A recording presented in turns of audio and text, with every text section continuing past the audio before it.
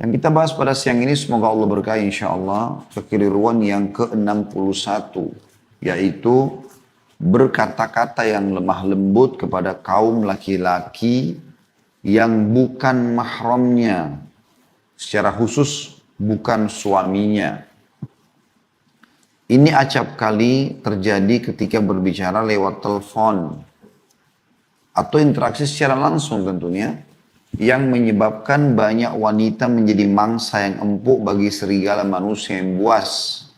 Padahal Allah Azza wa Jal, Allah yang maha mulia dan maha tinggi berfirman, yang ditujukan kepada para istri Nabi Sallallahu Alaihi wa ala alihi wa sahbihi wasallam dalam surah Al-Ahzab ayat 32.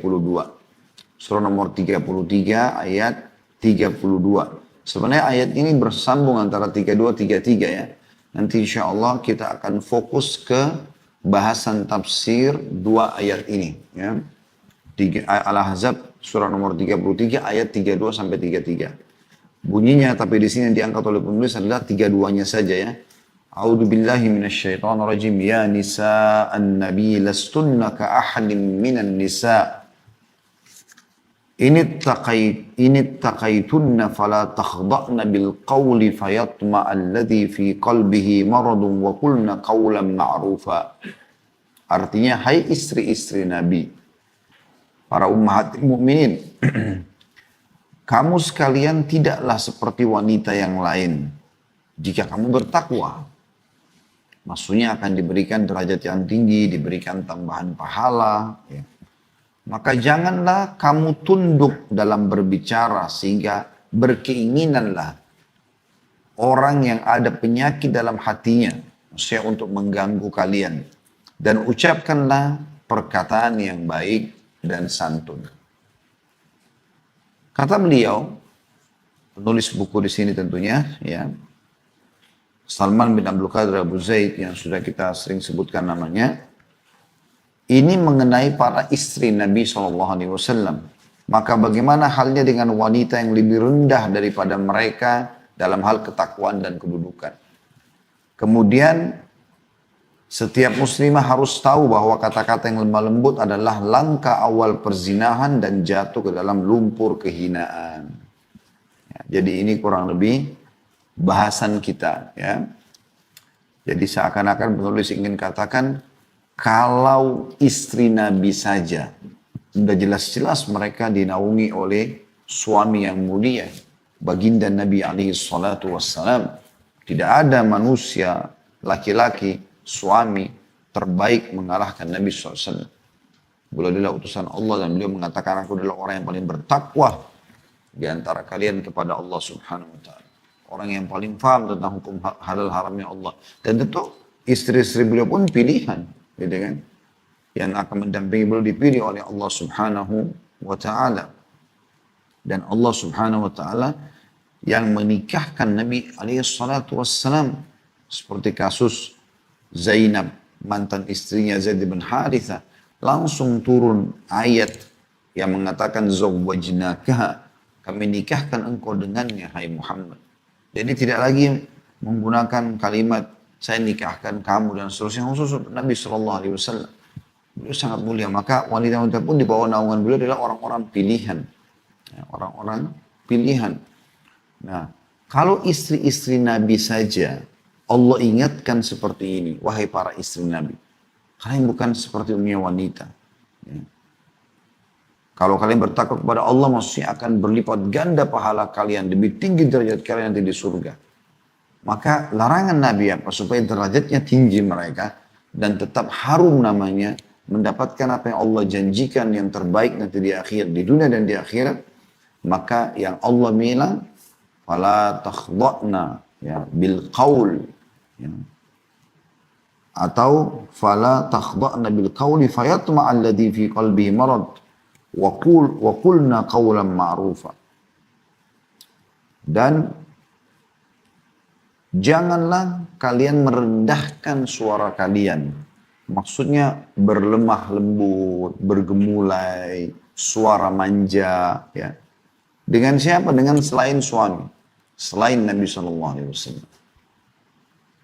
maka yang terjadi nanti fayatma alladhi fi qalbihi marad, karena orang-orang yang dalam hatinya ada penyakit syahwat yang haram akan tamak. Ya. Dan semua bermula dari suara. Kalau kapan suara sudah terdengar, maka bisa nyangkut ke hati dan akhirnya berkelanjutanlah kepada pintu-pintu zina.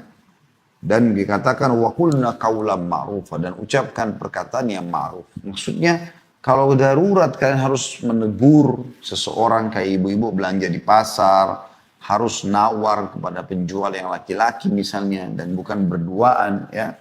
Maka ucapkan kalimat yang ma'ruf sesuai dengan kebutuhan, ya. Sampaikan hajatnya. Anda sedang konsultasi ke dokter, sampaikan sesuai dengan hajat saja, selesai. Ya. Tidak ada bumbu-bumbu dari bahasa-bahasa itu. Apalagi kalau sampai bermanja-manja, ya. Itu bahaya sekali. Sengaja memanggil dengan panggilan-panggilan sayang, panggilan manja, yang menggoda kaum laki-laki sehingga akhirnya mau mengganggu dia. Jadi ini, larangan ini subhanallah turun kepada para istri Nabi SAW. Kata penulis, bagaimana dengan selain istri Nabi yang jelas-jelas ya tidak sederajat dengan mereka. Tentu lebih pantas untuk terkena hukum ini. Mereka harus lebih ekstra menjaga diri mereka.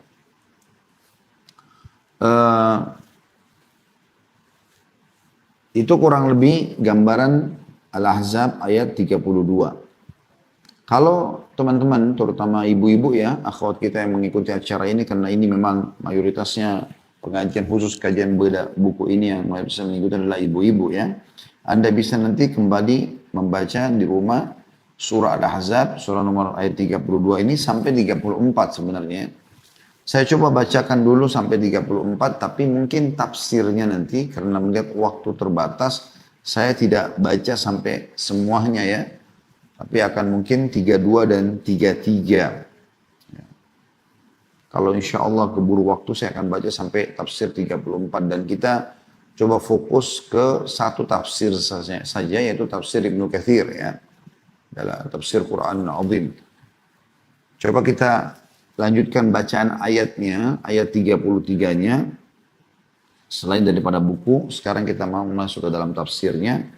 Allah mengatakan, وَقَرْنَ فِي بُيُوتِكُنَّ وَلَا تَبَرُّجْنَ تَبَرُّجَ الْجَاهِلِيَّةِ الْأُولَى وَأَقِمْنَ الصَّلَاةَ وَآتِينَ الزَّكَاةَ وَأَطِعْنَ اللَّهَ وَرَسُولَهُ إِنَّمَا يُرِيدُ اللَّهُ لِيُذْهِبَ عَنْكُمُ الرِّجْزَ أَهْلَ الْبَيْتِ وَيُطَهِّرَكُمْ تَطْهِيرًا. Kemudian ayat 34-nya, ini kalau keburu insya Allah kita coba jangan sampaikan nanti. وَاذْكُرْنَ مَا يُتْلَى فِي بُيُوتِكُنَّ مِنْ آيَاتِ اللَّهِ وَالْحِكْمَةِ إِنَّ اللَّهَ كَانَ لَطِيفًا خَبِيرًا. Ya, saya ulangi terjemahan dari ayat 32 sampai 34. Hai istri-istri Nabi, kamu sekalian tidaklah seperti wanita yang lain. Jika kamu bertakwa kepada Allah, sudah saya katakan kalau kalian bertakwa kepada Allah, derajat kalian lebih tinggi daripada wanita umumnya. Lalu dikatakan, maka janganlah kamu tunduk dalam berbicara, berlemah lembut, bermanja-manja tadi, kepada selain daripada suami ya. Sehingga berkeinginanlah orang yang ada dalam hati, atau ada penyakit dalam hatinya, untuk mengganggu. Dan ucapkanlah perkataan yang baik, dan hendaklah, itu ayat 32, ayat 33-nya, dan hendaklah kamu, ya kata Allah Subhanahu wa ta'ala kepada ummahatil mu'minin, dan hendaklah kamu tetap di rumahmu, maksudnya jangan keluar tanpa ada hajat, dan janganlah kamu berhias dan bertingkah laku seperti orang-orang jahiliyah yang dahulu.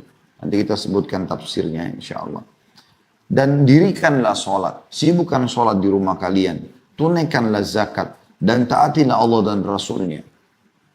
Sesungguhnya Allah bermaksud hendak menghilangkan dosa dari kamu, hai ahlil bait, para istri Nabi, para anak-anak Nabi, kerabat Nabi, dan membersihkan kamu sebersih-bersihnya.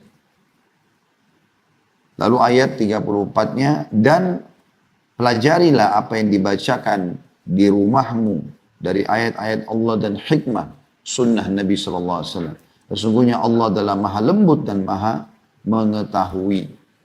Allah maha lembut dan maha mengetahui. Saya akan coba langsung masuk ke tafsir yang disampaikan oleh Ibnu Katsir rahimahullah dalam tafsir Quranul Azim, tepatnya tafsir surah Al-Ahzab, surah nomor 33 ayat 32 sampai 34 ya. Beliau langsung masuk ke perkataan mengatakan ayat yang disebutkan atau apa yang disebutkan dalam ayat-ayat ini di atas merupakan etika-etika yang dianjurkan oleh Allah Subhanahu wa taala kepada para istri-istri Nabi sallallahu alaihi wasallam, sedangkan kaum wanita umatnya mengikuti mereka dalam hal ini.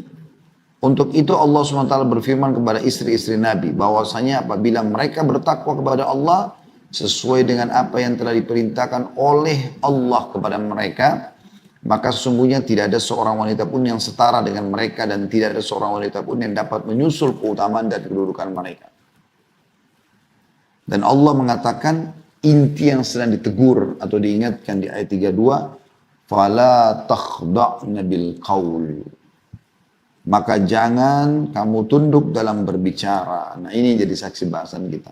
Kekeliruan yang sedang dibahas ini, pelanggaran adalah itu. Sengaja bermanja-manja, berlemah lembut, ya, saling atau menggoda lawan jenisnya. Ya. Tentu nanti itu akan kita tetapkan, ya, jelaskan insya Allah di penutupan bahasan kita. Sebaliknya kita harus justru melampiaskan semua itu, suara yang lembut, tutur kata yang santun, sayang-sayangan, manja dengan suami. Justru itu kewajiban. Selain daripada dia hukumnya tidak boleh. Kan gitu. Kalau masalah sama ayah, sama anak, ini boleh berbicara tapi bukan bermanja seperti bermanjanya pada suami ya. Seperti mengucapkan kata-kata yang bisa bahkan memicu birahi ya, syahwat. Itu hanya pada suami saja. As-Sa'di berkata, dinukil oleh Ibnu Katsir rahimahullah, dan lain-lainnya bahwa makna yang dimaksud dengan mereka istri-istri Nabi, tidak boleh bertutur kata dengan nada lemah lembut jika berbicara dengan lelaki. Terutama tadi bukan suami ya. Mahram pun boleh tentu kita berlemah lembut. Di sini lembut maksudnya bermanja-manja ya.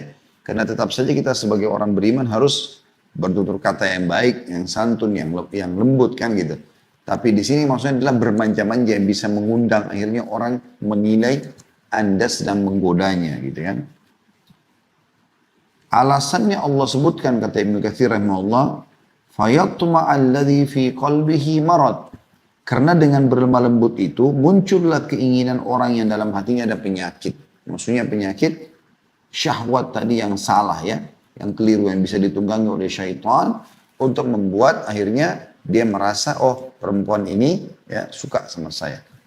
Jadi perlu Anda ketahui, kami ini kaum laki-laki kapan melihat seorang wanita ya, membuat atau menatap dengan tatapan mata yang manja, dengan apa namanya tutur kata yang menggoda, itu pikirannya langsung ke masalah perempuan ini suka, atau dia berpikir langsung berarti ada celah untuk bisa menggoda wanita tersebut. Berbeda sekali dengan kalau wanita menyampaikan dengan tegas, dengan lugas, tapi tetap dengan lembut ya.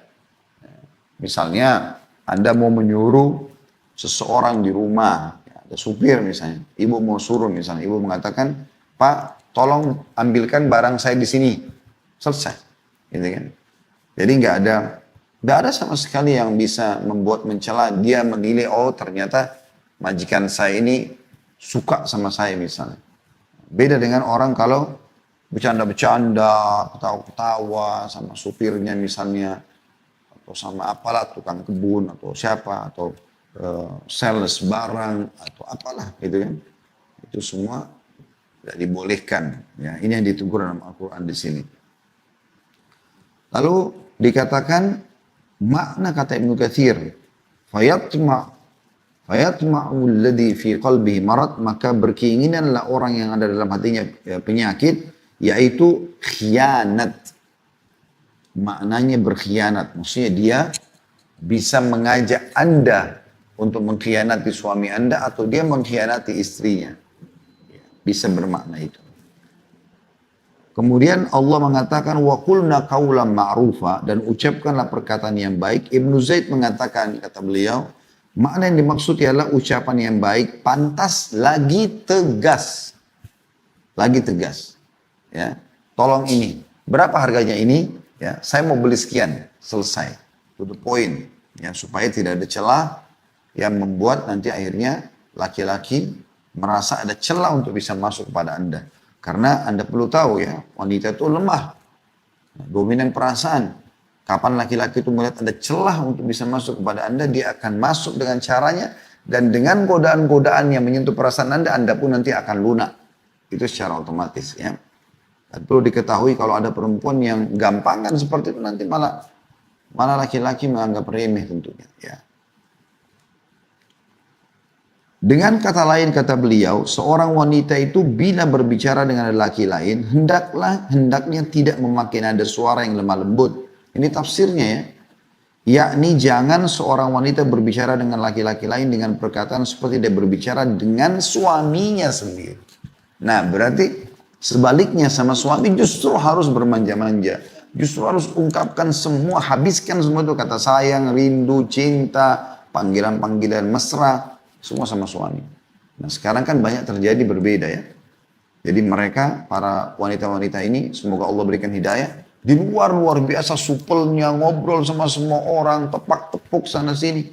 Tapi sama suaminya, dingin ya. Tidak menunjukkan kepeduliannya, tidak mengejar pahala justru dengan menghibur suaminya, memenuhinya. Sebagaimana kita akan jelaskan ya. Akan disebutkan oleh tafsir Ibnu Katsir dalam makna ini sangat luas. Ya, dan bermakna tentang bagaimana dia tidak boleh seorang wanita justru berlemah lembut dengan selain suaminya, sama suaminya justru punya kewajiban berlemah lembut, menggoda dia, ya, bahkan mengangkat ya, tanda kutip di sini pakaian malunya untuk menggoda suami, untuk melayani suami, untuk memenuhi kebutuhan biologisnya, itu harus diangkat dengan suami sehingga dia akan terpenuhi kebutuhannya, suami terpenuhi kebutuhan dan mereka di luar tidak akan tergoda, ya seperti itulah. Ini sejalan juga dengan pernah terjadi Nabi SAW dikatakan dalam sebuah riwayat, ya, segera mendatangi Zainab, salah satu istri beliau. Pada saat beliau lewat, gitu kan, di sebuah jalan, lalu kemudian beliau tiba-tiba langsung belok ke rumah Zainab, lalu kemudian beliau mampir dan para sahabat menunggu.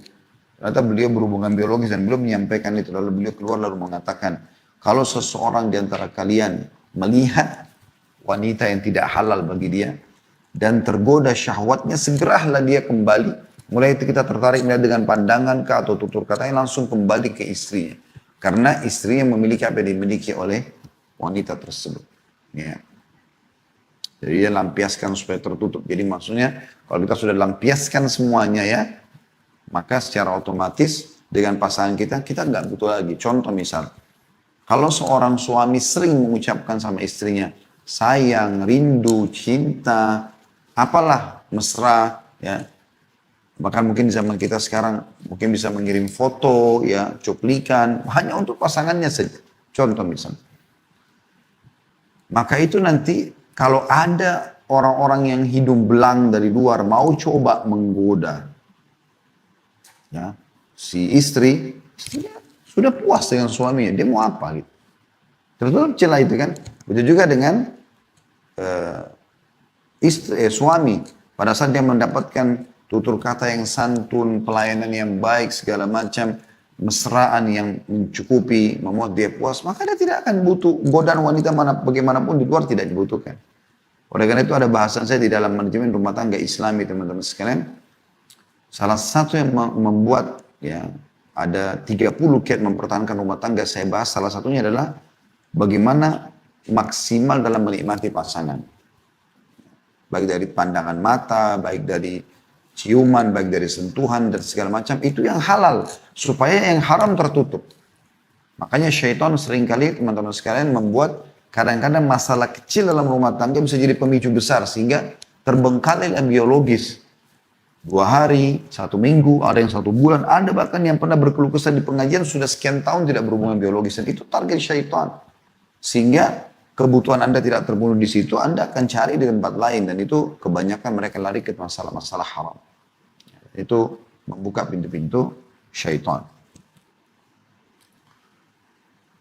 Ibnu Zaid berkata, saya ulangi, makna yang dimaksud daripada wa qulna qawlan ma'rufa, dan ucapkanlah kalimat yang baik, adalah yang pantas dan tegas, ya, kepada selain suami tadi saya bilang. Dengan kata lain, seorang wanita itu bila berbicara dengan laki-laki lain hendaknya, ya, tidak memakai nada suara yang lemah lembut, yakni janganlah seorang wanita berbicara dengan laki-laki dengan perkataan seperti dia bicara dengan suaminya sendiri.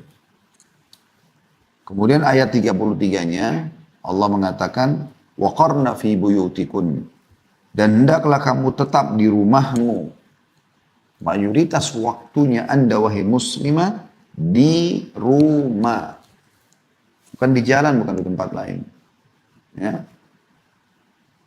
Jadi bukan sebuah prestasi Anda menghabiskan waktu di luar rumah. Itu kewajiban Anda, Allah berikan itu. Boleh aktivitas di luar rumah, boleh. Tapi jangan dari pagi sampai malam di luar rumah. Lalu siapa yang urus anak-anak? Anda serahkan kepada pembantu. Lalu Anda berharap anak Anda bisa menjadi hafid Quran. Berharap punya akhlak yang baik. Dari mana Anda tahu kalau pembantu tidak melakukan kejahatan-kejahatan di rumah? Ya, pelanggaran-pelanggaran. Mungkin anak Anda Allah berikan, ya, kecantikan, ketampanan, lalu dia menyalahgunakan itu. Banyak. Minimal sekali foto-foto, kemudian dikirimlah foto-foto itu ke keluarganya, dan segala macam. Ya. Dan akhirnya bisa kena ain anak itu. Atau yang lainnya. Tidak cukup dengan telepon, tidak cukup dengan WA. Oh ya sudah makan, oh ya sudah minum. Bukan itu kebutuhan dasarnya anak-anak. Kebutuhan dasarnya adalah perhatian, ya, pendidikan. Baru kemudian dilengkapi dengan makanan, minuman, dan seterusnya. Kita harus pahami, edukasi, ilmu pengetahuan itu lebih dibutuhkan bagi setiap orang yang kita, termasuk anak-anak kita, dibandingkan makanan pada saat kita lapar dan minuman pada saat kita haus, juga tempat tidur pada saat kita mengantuk. Karena dengan ilmu yang kita ketahui, edukasi yang benar, membuat kita tahu mana makanan, mana minuman, mana tempat tidur yang boleh dinikmati dan mana yang tidak boleh. Mana yang halal dan mana yang haram. Tafsir daripada potongan pertama ayat Al-Ahzab ayat 33, waqarna fi buyutikun, kata Ibnu Katsir rahimahullah, diamlah kamu di rumahmu dan jangan keluar rumah kecuali karena suatu keperluan mendesak. Termasuk keperluan yang diakui dalam syariat ialah menunaikan sholat berjamaah di masjid misalnya. Itu dibolehkan. Tentu berikut kata beliau semua persyaratannya. Sebagaimana Nabi Muhammad SAW bersabda, la tamna'u ima Allahi masajid Allah wal yakhrujna wala yakhrujanna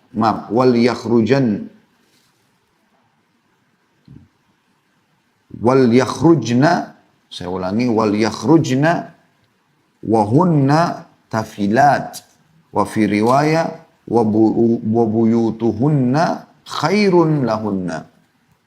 Artinya, janganlah kalian melarang hamba-hamba Allah wanita, hamba-hamba Allah perempuan untuk menuju ke masjid-masjid Allah. Boleh mereka sholat berjamaah di masjid. Dan hendaklah mereka keluar dalam keadaan berpakaian yang tertutup rapi. Tidak ada sama sekali sumber fitnahnya. Bukan ke masjid dengan tabarruj, dengan terbuka, segala macam. Menurut riwayat lain, tetapi rumah mereka adalah lebih baik bagi mereka. Maksudnya, walaupun boleh ke masjid, tapi tetap lebih afdal di rumah. Kalaupun mau keluar ke masjid, tidak dilarang di waktu-waktu sholat 5 waktu, tapi itu pun harus tertutup dengan pakaian yang rapi. Dan bisa bermakna juga tafilat adalah bagaimana mereka sholat, kemudian mereka kembali. Tidak berlama-lama gitu ya. Kecuali ada umum mungkin majelis ilmu, mungkin apa, yang seperti itulah kurang lebih. Maka itu mungkin ya, sebagian ulama masih membolehkan. Kemudian ditulis atau diangkat oleh beliau juga hadis yang diriwayatkan oleh Al-Bazzar rahimahumullah semua mengatakan, telah menceritakan kepada kami Humaid bin Mas'ada, telah menceritakan kepada kami Abu Raja Al-Qalbi alias Raw Ibnu Musayyab, seorang yang thiqah terpercaya, telah menceritakan kepada kami Thabit Al-Bannani dari Anas radhiyallahu anhu yang mengatakan bahwa kaum wanita datang menghadap kepada Rasulullah SAW lalu bertanya, wahai Rasulullah, kaum lelaki pergi dengan memborong banyak keutamaan dan pahala. Ya. Seperti mereka berjihad di jalan Allah. Sedangkan kami kaum wanita tidak mempunyai amal yang dapat menandingi amal kaum mujahid di jalan Allah. Karena perempuan tidak disuruh ikut jihad. Dalam beberapa buku sirah disebutkan Nabi SAW membawa sebagian wanita tidak lebih dari 10 maksimal 20 orang. Dari para sahabat yang bisa membantu untuk masak, untuk mengobati orang sakit dan seterusnya. Gitu kan. Seperti keterlibatan Nusaybah binti Ka'ab radhiyallahu anha dan beberapa wanita yang biasa ikut bersama Nabi SAW. Tapi di sini dikatakan para wanita ini mengeluh. Mengatakan kami kan tidak ikut jihad.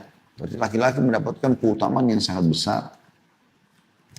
Maka Nabi SAW bersabda, barang siapa di antara kalian wahai kaum wanita, duduk atau kalimat yang semakna, tinggal, menetap di dalam rumahnya, maka sungguhnya dia dapat memperoleh amal sebanding dengan amal kaum mujahidin di jalan Allah. Ibu bayangkan itu ya. Renungi baik-baik hadis ini.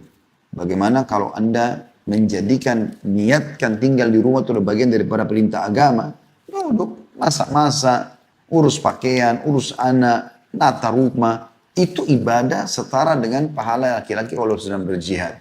Kenapa ibu habiskan waktu di luar rumah? Gitu kan? Soalnya darurat penting. Ada pekerjaan, ada bisnis yang harus diawasin. Tapi batasi. Gitu kan? Batasi karena memang Anda diperintahkan dalam syariat Allah SWT justru untuk menghabiskan waktu di rumah. Ya. Maryam alaihissalam, ibu Nabi Isa alaihissalam, kata sebagian ulama, Allah tiupkan ruh dari Allah subhanahu wa ta'ala karena kesucian wanita ini. Luar biasa sucinya. Dikatakan dalam beberapa athar, Maryam alaihissalam tidak terlihat keluar dari rumahnya kecuali darurat sekali. Kebanyakan dihabiskan di dalam rumahnya, bahkan di dalam kamarnya. Dan ibadah kepada Allah subhanahu wa ta'ala. Karena sucinya, sampai kalau dia jalan itu jadi bahan perhatian orang kalau dia pas keluar. Gitu kan. Nah, luar biasa gitu. Bazzar juga berkata, kami tidak mengetahui ada seseorang yang meriwayatkan hadis ini melalui Thabit bin Al-Banani, ya, selain Rawh ibnu Al-Musayyib. Dia seorang laki-laki dari kalangan ulama yang cukup terkenal. Maksudnya hadis ini bisa diterima, ya. Kemudian juga ada diangkat lagi oleh beliau masih riwayat Al-Bazzar dari Abdullah bin Mas'ud radhiyallahu anhu bahwa Nabi SAW bersabda, sungguhnya tubuh wanita itu adalah aurat. Innal mar'ata aurah. Fa'idha kharajat istashrafaha syaitan. Jadi kalau dia keluar, maka syaitan akan menyambutnya. Ya. Syaitan akan gembira dengan kalau ibu keluar. Mulailah syaitan memasang perangkat-perangkatnya di situ ya. Untuk menyesatkan kaum laki-laki. Wa aqrabu ma takunu birauhati rabbiha wa hiya fi qa'ri baitiha. Dan ketahuilah setiap wanita itu paling dekat dengan Tuhannya, dengan rahmat Tuhannya justru pada saat ia berada di dalam rumahnya. Ya, perhatikan baik riwayat-riwayat ini gitu kan. Jadi memang para wanita itu disuruh ya di rumah. Dan subhanallah masa pandemi seperti ini melatih kita untuk itu. Ya. Sekarang bahkan bukan cuma perempuan, laki-laki pun banyak tinggal di rumah. Jadi rumah memang sebuah tempat, namanya rumah, tempat tinggal yang memang untuk tinggal. Kita keluar kalau darurat. Ya, apalagi kaum wanita di situ. Dalam riwayat yang lain juga masih riwayat Bazzar diangkat oleh beliau dengan sanad yang jayyid. Dikatakan bahwasanya Nabi SAW bersabda, salatul mar'ati fi makhdi'iha afdalu min salatiha fi baitiha. Wa salatuha fi baitiha afdalu min salatiha fi hujratiha. Salat seorang wanita di dalam tempat kamar tidurnya, di kamar tidurnya, lebih baik, lebih afdal, lebih besar pahalanya daripada salat di dalam rumahnya. Jadi ibu-ibu kalau sholat di dalam kamar, lebih tersembunyi, lebih afdal, lebih besar pahalanya dibandingkan ibu sholat di ruang tamu. Gitu.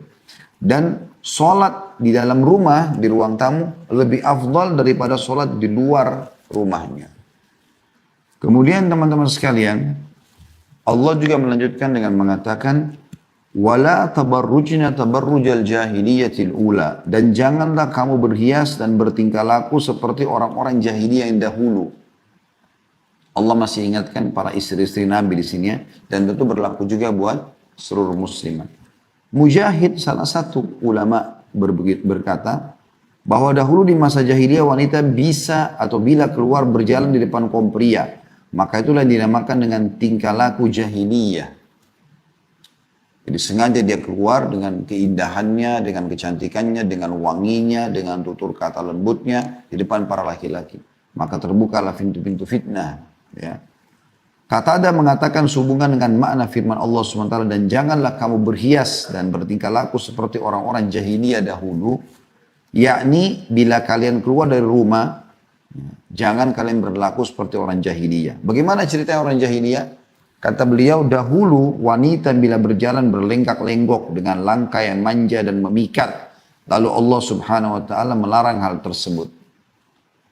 Muqatil, salah satu juga ulama, telah mengatakan sehubungan dengan makna firman Allah, dan janganlah kamu berhias dan bertingkah laku seperti orang-orang jahiliyah yang dahulu. Ya. Yang dimaksud adalah mengenakan kain kerudung tanpa mengikatnya. Jadi sengaja dia cuma taruh kain di kepalanya gitu kan. Tapi bagian rambut kelihatan, bagian leher kelihatan. Dikatakan oleh beliau begitu ya. Mengenai kain kerudung tanpa mengikatnya. Karena kalau diikat dapat menutupi kalung dan anting-anting serta lehernya. Jika tidak diikat maka semuanya itu dapat kelihatan. Yang demikian itulah yang dinamakan tabarruj. Nah, Allah mengatakan wala tabarrujna tabarruja jahiliyatil ula, dan jangan sampai kalian bertabarruj, artinya memperlihatkan keindahan-keindahan dan perhiasan yang tidak boleh diperlihatkan untuk umum. Kata beliau kemudian larangan ini berlaku menyeluruh bagi semua kaum wanita mukminah. Jadi bukan cuma ya para ummahatil mukminin.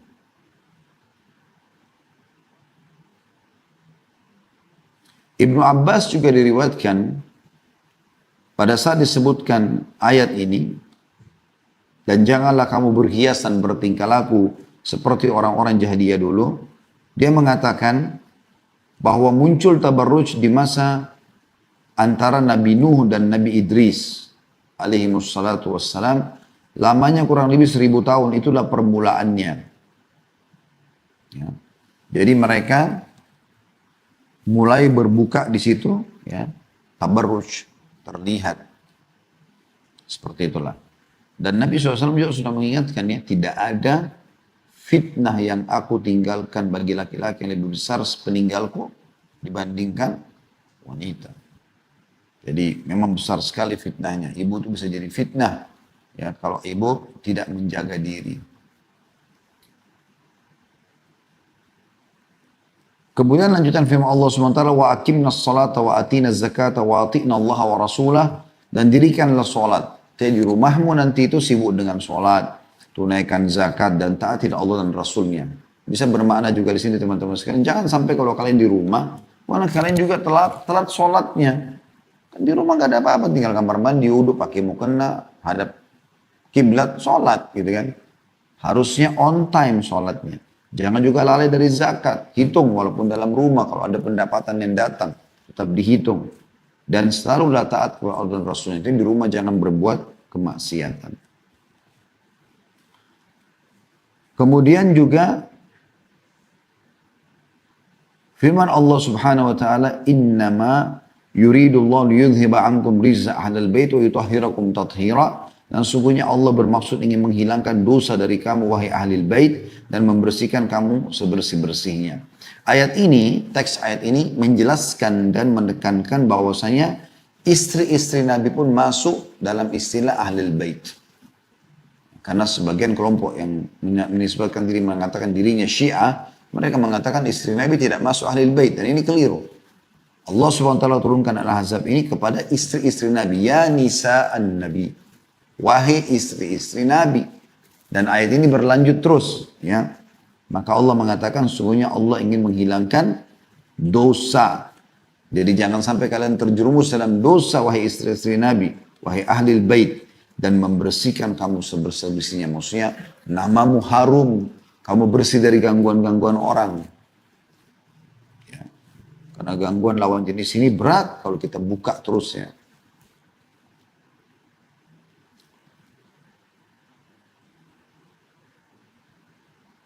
Kemudian teman-teman sekalian, dalam tafsir Ibnu Katsir cukup banyak sekali riwayat, saya lewatin saja langsung tafsirnya. Kemudian ayat 34 dikatakan wadhkurna ma yutla fi buyutikunna min ayatillahi wal hikmah. Dan pelajarilah terus dari ayat-ayat Al-Quran yang turun yang di tempat-tempat kalian di rumah, pelajari lakukan di rumah-rumah kalian. Maksudnya isi waktu kalian untuk baca Quran, tafsir. Sekarang kan sudah bisa belajar online di rumah ya. Di atas ranjang, Anda bisa sambil belajar, santai sekali. Ya. Dan hikmah adalah sunnah-sunnah Nabi SAW. Diistilahkan juga dengan hikmah. Sesungguhnya Allah ya, sangat lembut. Ya. Maksudnya mengetahui itu. Allah itu tahu semua masalah-masalah yang pekapun dan khabira. Akan memberitahukan semua itu. Akan memberitahukan semua itu. Ya. Jadi ini perlu tentu digarisbawahi teman-teman sekalian ya. Kita coba lihat selanjutnya. Bagaimana Allah subhanahu wa ta'ala atau Nabi Muhammad SAW menyebutkan yang tadi saya bilang hadis tentang fitnah itu ya. Diriwayatkan oleh Imam Muslim nomor 2740. Kata Nabi SAW, kalau wanita sengaja keluar dan tidak ada hajat, buang-buang waktu, akhirnya pakai baju terbaiknya, belum dibuka sana sini, rambutnya keluar dari salon dengan indahnya, diwarnai, warna-warna dan segala macam. Indah, bagus. Islam menyukai keindahan, tapi bukan untuk tabarruj, bukan untuk dipamer di depan umum gitu kan. Kata Nabi SAW, tidak ada fitnah sepeninggalku yang lebih besar bahayanya bagi laki-laki seperti selain fitnah wanita. Dan sungguhnya fitnah yang pertama kali menimpa Bani Israel adalah disebabkan wanita. Awal mereka rusak imannya, akidahnya, jauh dari agama, akhirnya mereka ada yang meninggal dalam keadaan bermaksiat, adalah terjadinya fitnah dengan kaum wanita. Makanya kita lihat ya, coba lihat tempat-tempat hiburan, diskotik, bar, karaoke, apa yang mereka jual? Wanita. Ya. Harus ada wanita penghiburnya. Dinamakan lagi wanita penghibur. Memang begitu. Itu fitnah yang sangat besar. Kemudian juga dalam hadis yang lain, hati-hatilah terhadap wanita karena fitnah pertama yang menimpa Bani Israel disebabkan wanita. Hadis sahih riwayat Muslim nomor 2742. Kata sebagian ulama, segala keindahan yang terdapat dalam diri seorang wanita harus dijaga. Ya. Ditutupi. Bahkan yang tidak boleh dianggap remeh termasuk tentang masalah suaranya. Jadi betul-betul wanita itu hanya mengeluarkan suara memang pada hal-hal yang dibolehkan dan sudah kita bilang tadi, jelas dan tegas. To the point. Ya. Karena disebutkan dalam hadis ini kalau ternyata yang paling banyak membuat masalah di tengah-tengah masyarakat akhirnya kaum laki-laki terganggu justru dari fitnah wanita. Seperti itulah. Ya. Kalau ada orang yang mengatakan dia mengatakan, oh itu kolot, itu mungkin Islam garis keras, masa wanita itu tidak boleh begini dan begitu ya.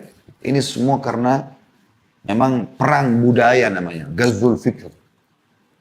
Yang ditanamkan oleh orang-orang barat ke tengah-tengah kaum muslimin. Mereka ingin wanita-wanita kita seperti mereka. Ya, tidak ada nilainya, menjadi ajang bisnis saja. Diperjualbelikan badannya, ya. Tatapannya, cantikannya, dan segala macam hal. Sehingga ini menjadi komoditi bisnis. Itu Islam tidak membolehkan. Makanya pernah terjadi ada seorang anak muda di Inggris mau masuk Islam. Diajak oleh temannya yang sudah 1 tahun masuk Islam, mu'allaf duluan. Kemudian pada saat selesai pengajian seorang syekh, temannya sudah muslim mu'allaf 1 tahun ini bilang, Syekh teman saya ini mau masuk Islam, tapi dia masih punya ganjalan yang dia ingin tanya. Gitu. Dan kata Syekh, silakan nanya. Kata orang yang baru masuk Islam itu dan akhirnya dia syahadat, dia mengatakan, kenapa Syekh kalian melarang kaum wanita kalian salaman sama semua laki-laki?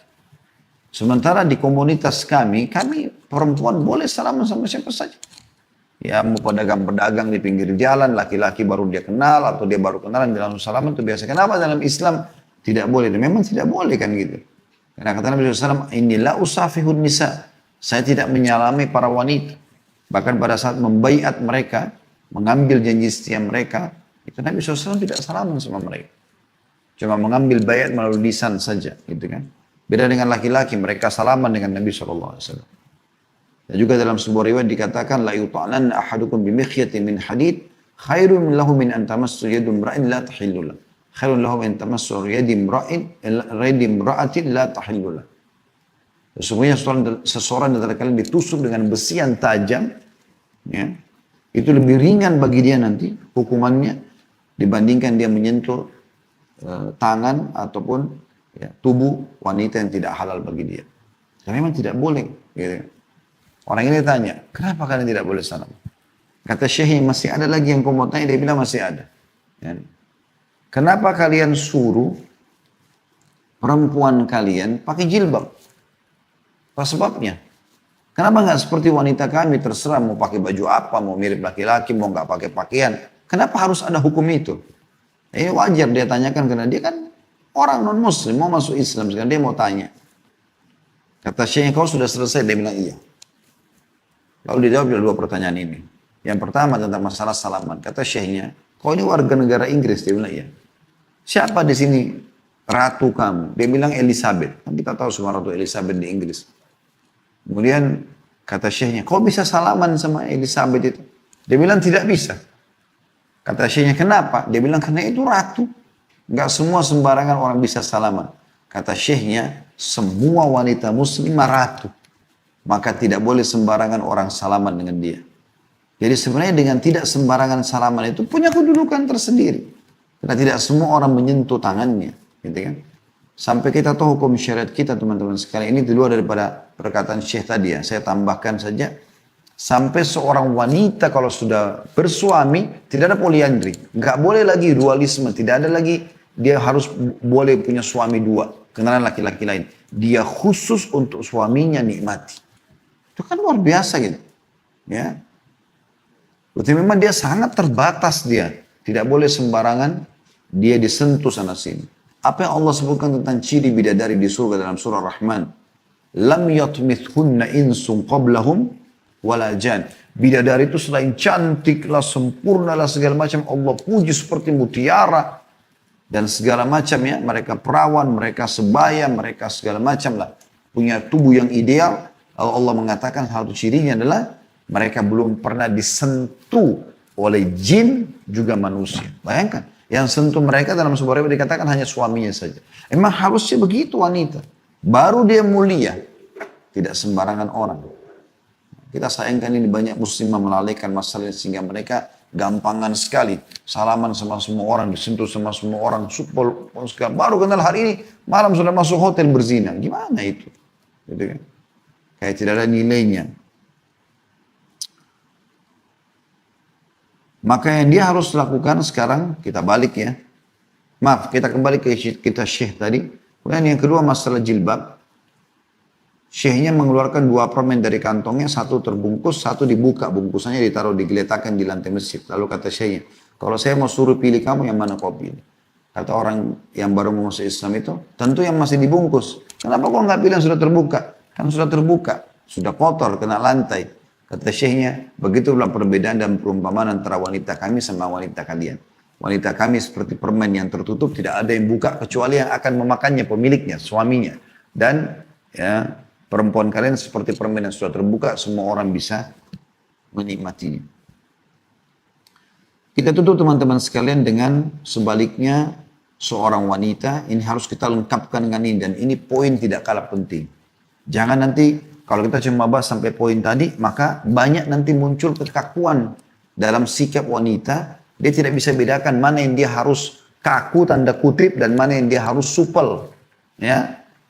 Di sini dia dilarang untuk tabarruj, ya memamerkan aurat, dilarang untuk berlemah lembut, dilarang untuk bermanja-manja dengan selain suami. Nah, sebaliknya dia harus supel, dia harus manja, dia harus mesra sama suaminya. Harus itu, bukan pilihan, gitu kan. Jadi banyak sekali dari yang berhubungan dengan masalah itu tentunya ya. Di antaranya Nabi SAW mengingatkan dalam hadis yang masyhur pada saat Muadz bin Jabal radhiyallahu anhu datang dari Yaman setelah berdakwah berapa lama, sekian lama dan Nabi SAW panggil dia pulang. Tiba-tiba ketemu Nabi, tiba-tiba sujud di bawah kaki Nabi. Sujud seperti orang sholat. Maka Nabi SAW suruh beliau, Nabi SAW tanya, kenapa Muadz kau lakukan itu? Dia bilang, ya Rasulullah, di Yaman, kalau orang-orang menghormati pimpinannya, mereka sujud seperti ini. Maka saya anggap anda orang yang paling layak saya sujud. Apa kata Nabi SAW? Tidak, hai Muadz. Lau kuntu amiran ahadan an yasjuda li ahadin, la amartum ra'ata an tasjuda li zawjiha. Tidak, hai Muadz. Kalau seandainya boleh sujud, boleh saya perintahkan orang sujud selain kepada Allah, saya suruh istri sujud pada suaminya. Kata ulama hadis. Di sini maknanya sujud itu kan ketundukan yang luar biasa. Gak boleh sujud kepada selain Allah. Tapi kalau boleh saya suruh perempuan sujud, apa maknanya? Maknanya istri harus betul-betul tunduk memenuhi semua kebutuhan suaminya, mengejar ridho Allah di ridho suaminya. Dan itu dikuatkan dengan hadis-hadis yang lain. Seperti misalnya hadis Nabi SAW, semuanya hadis sahih ya. Idza sallatil mar'atu khamsaha wa shamat syahraha ya, wa hassanat farjaha wa ata'at ba'laha dakhalat min ayyi abwabil jannati sya'at. Istri manapun yang mengerjakan salat 5 waktu, berpuasa Ramadan, gak disebutkan salat sunnahnya, gak disebutkan puasa sunnahnya, yang wajib, menjaga kemaluannya, kehormatannya, nggak berzina segala macam. Dia fokus pada suaminya dan taat kepada suaminya. Suaminya bilang pergi, enggak, tinggal di rumah ya. Semua iya, selama bukan maksiat dia patuh. Maka apa balasannya? Ini ibu ambil tiket ini tiket mahal sekali dan ini tiket termudah Anda masuk ke dalam surga.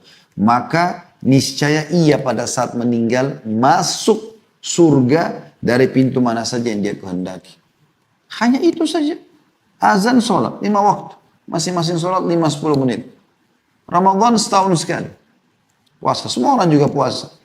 Kemudian menjaga kehormatannya. Tidak sembarangan disentuh sama laki-laki. Apalagi sampai berzina. Sentuhan aja tidak. Ngobrol sembarangan juga tidak. Tambah lagi mentaati suaminya. Suami datang, hidupku buat suami. Pokoknya dari suami masuk rumah sampai suami keluar dari rumah lagi, semua waktunya ibu buat dia. Pijet kah, buatin minuman kah, hibur kah dia, ibadah semua itu. Itu pintu surga. Yang banyak dilalaikan oleh banyak wanita. Suaminya datang, Assalamualaikum, Waalaikumsalam. Anak makanan tuh di meja, makan sendiri. Ya, atau kadang-kadang dia sibuk di luar dengan arisan ini, dengan kegiatan itu. Akhirnya suaminya makan dilayani oleh pembantu atau sendirian, atau masak sendiri. Ini aneh semuanya. Ya, kenapa terbalik ini? Sehingga akhirnya suaminya banyak selingkuh dengan pembantu, suaminya akhirnya ya sedikit saja ada ya, pusing kalau tidak ada iman, dia ke karaoke, dia ke diskotik, dia ke bar. Apa yang dilakukan oleh para wanita penghibur? Menghibur kan? Ada apa sayang, ada apa gini, ada kata-kata yang luar biasa. Ya mungkin dia tidak pernah dengar dari istrinya dingin di rumah. Maka tergoda dan buka pintu syaitan. Coba kalau semua itu sudah dipenuhi oleh istrinya. Gak ada sama sekali. Kan orang kalau sudah kenyang dihidangkan makanan apapun, sen apapun tidak akan ada syahwat untuk makan. Tapi kalau orang lapar, walaupun cuma nasi sama tempe, dimakan kan gitu. Jadi kalau sudah terpenuhi di rumah, itu penting sekali. Pakai baju yang terbaik yang suami suka. Biar ibu nggak biasa pakai baju seperti itu sebelumnya, masih gadis. Suami sekarang sudah ada dan Anda sudah satu istri, Anda pakai baju yang dia suka, yang terbuka, yang menggoda, yang seksi. Memang itu boleh dalam syariat, bahkan itu bagian daripada agama. Jangan lagi membawa baju-baju tradisi masa gadis yang pakai celana panjang di depan suami saya yang tertutup semuanya, atau misalnya pakai daster yang mungkin suami tidak suka. Saja Anda menggunakan baju-baju apa yang digunakan naudzubillah oleh wanita untuk pelacur di luar sana, dari baju seksi, dari wangi, dari rapi, dari tutur kata godaan, ini seharusnya ada pada setiap istri. Sikap perbuatan itu ya, sehingga betul-betul suami merasa tenang di rumah. Dan dia selalu merasa terhibur. Selalu rindu ingin pulang ke rumah. Karena sambutan yang sangat baik. Perhatikan sabda Nabi SAW yang lain. Kata beliau, وَنِسَاءُكُمْ مِنْ أَهْدِ الْجَنَّةِ. Dan para wanita kalian yang pasti menjadi penghuni surga adalah al-wadudu, al-waludu, ya, dikatakan juga al-anudu ala zawjiha allati idza ghadiba ja'at hatta tada, maaf, janat atau ja'at hatta tada yadaha fi yadi zawjiha wa taqul la adhuku gamsan atau gamdan hatta tarda. Mohon maaf, tulisannya terlalu kecil dia di handphone saya ambil ini. Tulisannya sangat kecil, maka saya sedikit memperbaiki bacaan kadang-kadang. Wanita-wanita kalian yang menjadi penghuni surga adalah yang penuh kasih sayang.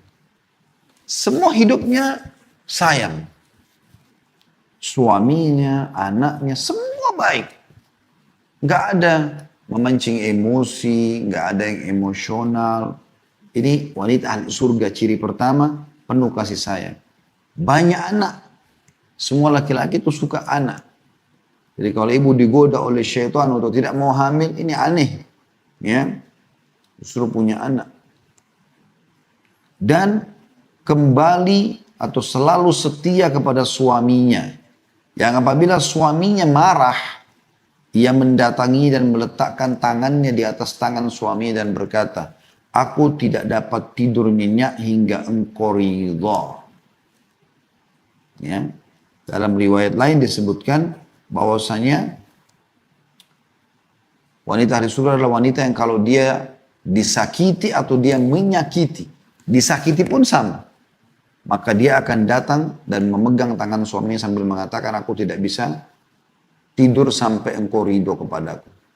Jadi kami ini kaum laki-laki justru subhanallah, kalau ibu-ibu hadapi dengan kelemah lembutan, ya, ibu misalnya tahu nih salah suaminya, tapi ibu malah datang, ibu malah dandan, ibu malah santun, ibu malah menunjukkan pelayanannya, menjalankan tugasnya. Maka yang terjadi suami itu nanti akan, kami ini para laki-laki merasa, oh saya yang salah. Kalau ibu mengatakan, maafin ya kalau saya punya salah. Pasti si laki-laki itu akan mengatakan, tidak, memang saya yang salah. Tapi kalau ibu gunakan cara laki-laki, ibu marah-marah, ibu pecahin piring, ibu banting pintu, ibu blokir WA, ibu apalah, macam-macam. Maka yang terjadi dia akan hadapi ibu seperti hadapi laki-laki. Tahu bagaimana kami hadapi laki-laki? Tonjok-tonjokan. Gitu kan? Kita akan ribut dan itu tidak layak untuk dihadapi kaum wanita dengan cara itu. Tapi itu akan terjadi bermula dari kaum wanita di sini. Ya, itu contohnya. Anda bisa kembali ke ceramah kami di YouTube tentang mengenal karakter pasangan. Cukup banyak saya jelaskan beberapa karakter laki-laki yang harus dikenal oleh perempuan. Juga sebaliknya bagaimana laki-laki mengenal karakter perempuan dan perempuan mengenal karakter laki-laki. Juga ada seorang wanita dikenal dalam riwayat dengan bibinya Imran. Ya. Dalam riwayat dikatakan ada tantenya Husain bin Muhsan. Bahwasanya tantenya pernah mendatangi Rasulullah SAW dalam satu keperluan. Setelah itu ia menyelesaikan keperluan, lalu Nabi SAW bertanya, apakah engkau telah bersuami? Ia menjawab, sudah.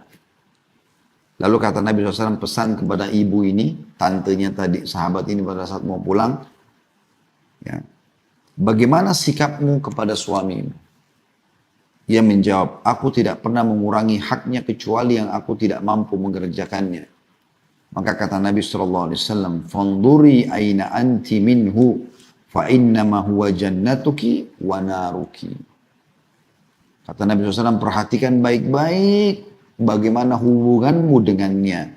Karena suamimu merupakan surgamu atau nerakamu. Jadi dia bisa menjadi penyebab kau masuk surga atau dia menyebab kau masuk ke dalam neraka. Nabi SAW juga mengatakan tentang masalah pelayanan suami dalam hadis yang masyhur. Semua ini hadis sahih. Ya, riwayat Bukhari, Muslim, hadis Sunan. Ya.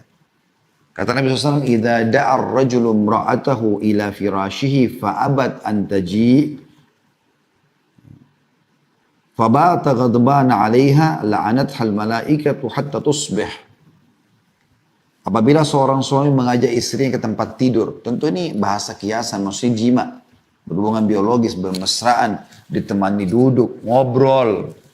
Jangan dianggap itu sia-sia ya, ngobrol, penuhi kebutuhannya, pijet tubuhnya, hilangkan capeknya dan segala macam, hibur dia. Buat suasana nyaman di rumah, wangi, bersih, makanan enak. Jadi dia betul-betul fresh, dia keluar lagi cari nafkah dengan kondisi dia sehat gitu kan. Kalau ada suami mengajak biologis lalu suami istrinya nolak gitu kan. Sehingga membuat suaminya marah, maka si istri akan dilaknat oleh malaikat hingga subuh. Tapi kita tidak bicara, teman-teman sekalian, kalau dia sakit, dia lagi berhalangan, ya tidak, itu beda. Suami harus pengertian, tapi kalau tidak ada apa-apa, hanya kena kesombongan, menganggap remeh suami, maka ini semua tidak boleh. Ya. Dalam riwayat Muslim ditambahkan, sampai dia kembali, maksudnya sampai dia kembali tidak membuat suaminya marah. Dalam riwayat lain juga disebutkan, ya, dalam riwayat Ahmad dan Imam Muslim, sehingga suaminya ridho kepadanya. Sampai dia buat suaminya ridho. Dia datang kembali menggoda, minta maaf, segala macam. Seperti itulah. Ya. Dan ini, tuntunan nabawiyah. Tuntunan kenabian yang luar biasa. Bagaimana kita membuat keharmonisan, peromantisan dalam rumah tangga. Kemudian dalam hadis yang lain tegas sekali, ibu-ibu perhatikan ya, kalau ibu malah menolak, ibu malah malas-malesan, ibu tidak mau layani suami, ini luar biasa. Nabi SAW bersumpah, "Walladhi nafsi Muhammadin biyadih," demi zat Allah yang jiwa Muhammad dalam genggamannya. La tu'dzil mar'atu, la tu'addil mar'atu haqqa rabbaha, hatta tu'addi haqqa zawjiha. La tu'addil mar'atu haqqa rabbiha hatta tu'addi haqqa zawjiha walau sa'ala nafsaha wa hiya ala qatabin lam tamna'hu. Demi Allah yang jiwa Muhammad berada dalam tangannya atau genggamannya, seorang wanita tidak akan bisa menunaikan hak Allah. Belum diterima amal-amalnya sama Allah, apapun itu, sebelum ia menunaikan hak suaminya. Andaikan suami meminta dirinya, suruh temani, suruh diajak biologis, padahal ia sedang berada di atas punggung unta. Sudah mau jalan, kalau kita di atas mobil sekarang, sudah rapi mau keluar. Maka istri tetap tidak boleh menolak. Menolak, itu luar biasanya gitu kan. Dalam sebuah riwayat ditungkil juga dari Aisyah radhiyallahu anha, telah datang seorang wanita kepada beliau, lalu berkata, ya tentu banyak sekali riwayat berhubungan dengan masalah ini ya. Berkata wanita tersebut, apakah seseorang di antara kami berdosa kalau dia lagi jengkel, bahasanya begitu ya, jengkel, atau lagi tidak mood ya, melayani suami, sehingga dia nolak untuk biologis. Apakah berdosa? Kata Aisyah, iya. Dan ketahuilah seseorang di antara kalian kalau sudah di atas untanya, sudah mau pergi suaminya panggil, dia wajib untuk datang. Jadi luar biasa gitu loh, bagaimana dalam Islam disuruh pelayanan itu. Dan ibu subhanallah perlu ketahui kalau ibu selalu saja fokus memenuhi kebutuhan biologis, keharmonisan, romantisan sama suami ini, maka ibu dengan sendiri tenang, ibu nggak usah khawatir perselingkuhan di luar rumah, sudah nggak ada. Itu kata kuncinya. Tapi kalau ibu malas-malesan, ibu nggak peduli, suami pulang ibu sudah tidur, makanan nggak ada perhatian secara khusus gitu, nggak pernah pakai baju-baju yang bagus, yang seksi, yang menarik, warna yang disukai oleh suami, pakai uang yang disukai, maka Anda tunggu saja akibatnya. Kan? Makanya Islam datang memandu dengan cara yang baik. Allahu a'lam.